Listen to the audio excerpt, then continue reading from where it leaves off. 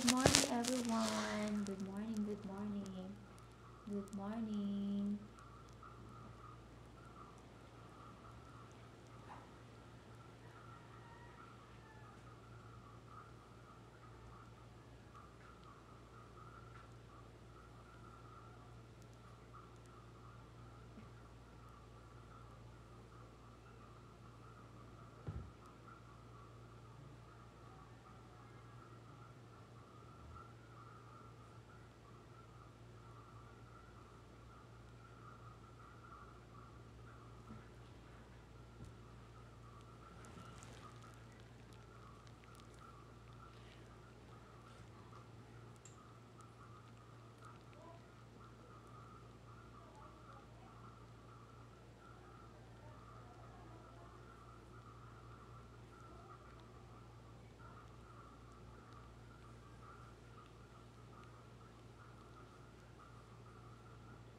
Ginapanusan ko guys efficacy ako niya chan antes ko maglakad sa duty. Kaya daw ka ano git. Daw gayami siya tapos plus aircon daan amon kinadutihan guys.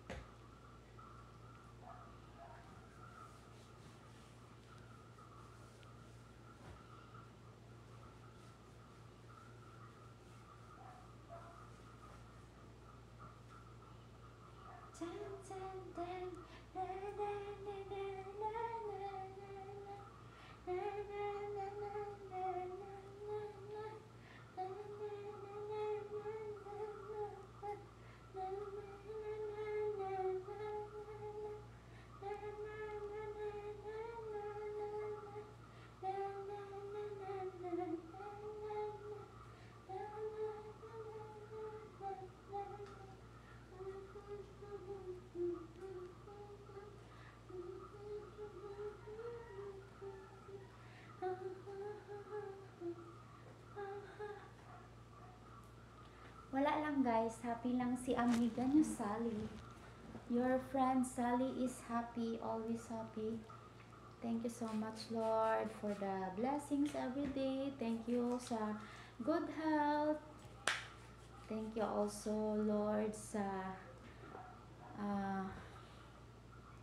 duga nga kabuhi nga ginhatag mo sa amon sa mga bata ko. Thank you Lord.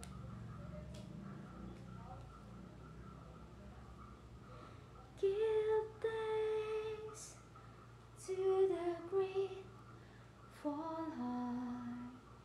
Give thanks to the Holy One. Give thanks because He's given Jesus. Akala ko guys yung na ito guys oh. Kasi sobrang hangin naman guys. Akala ko natuyo na to guys. Hanggang ngayon ano ko na sana. Kasi nung nakaraan kasi guys, dito natulog yung dito ko pinatulog yung kasama ko sa work. So, ginamit niya to guys. Tapos nilagay niya dito sa dalawang paa niya. Kaya, ngayon ang bango na guys. Ang bango-bango na.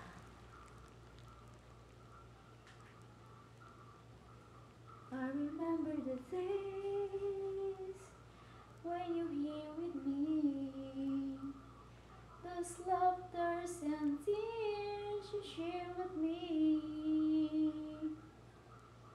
the memories that we had for so long, you and me. Na na na na na, you left me all around. I know that the end, na na na na na, break my heart. And what should I do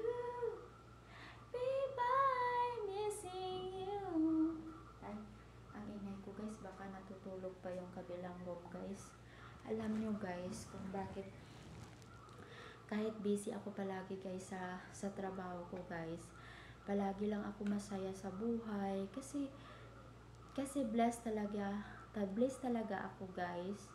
Kasi sa totoo lang guys, pag mabuting tao tayo, wala tayong kaaway sa trabaho, hindi natin pinapansin yung mga toxic na mga tao, masaya tayo guys. Kasi wala tayong iniisip na kung ano-ano na kung kasi guys, pag-isipin natin, pagpansinin natin yung mga toxic na mga tao katulad sa trabaho natin, di talaga maiwasan na may mga toxic na mga tao.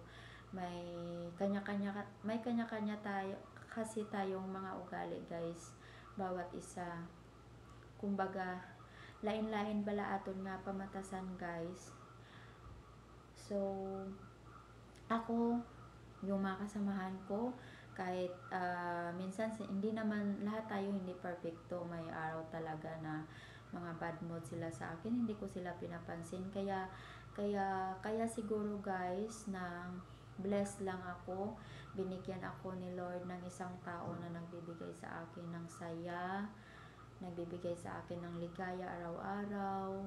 Kasi sa totoo lang, si Lord talaga guys, pag mabait tayo at saka hindi tayo gumagawa ng masasamang gawain, si Lord talaga guys, andyan talaga siya na willing tumulong sa atin, siya talaga bahala magpasaya sa buhay natin. Kaya ako, nakita nyo naman siguro dati ang payat-payat ko kasi halos hindi ko makain ang gusto ko kainin.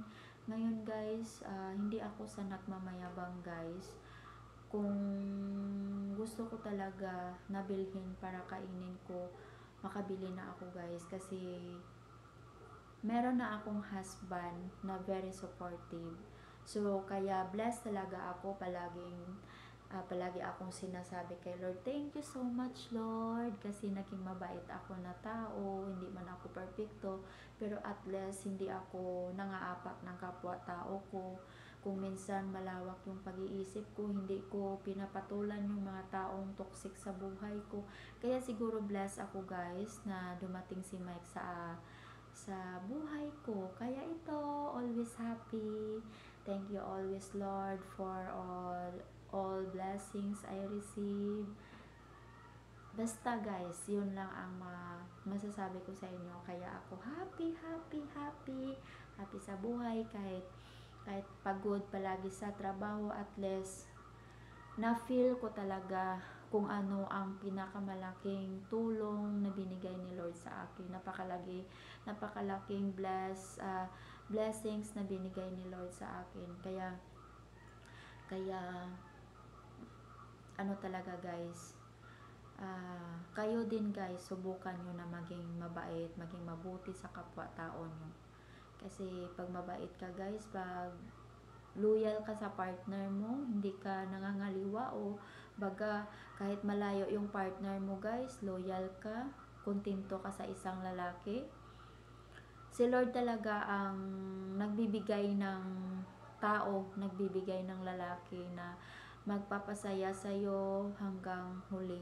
Sana kami na talaga ni Mike hanggang wakas, until forever. Kasi iniiwasan ko talaga yung ibang tao sa paligid ko para mas lalo ako mahalin ni Mike, para mas lalo kami maging masaya sa aming relasyon hanggang wakas. Kaya kayo guys, kagawa lang kayo ng kabutihan sa ating kapwa-tao. Be good always and pray, trust to the Lord para maging masaya din kayo someday katulad ko. Thank you for watching. God bless you all. Thank you. God bless.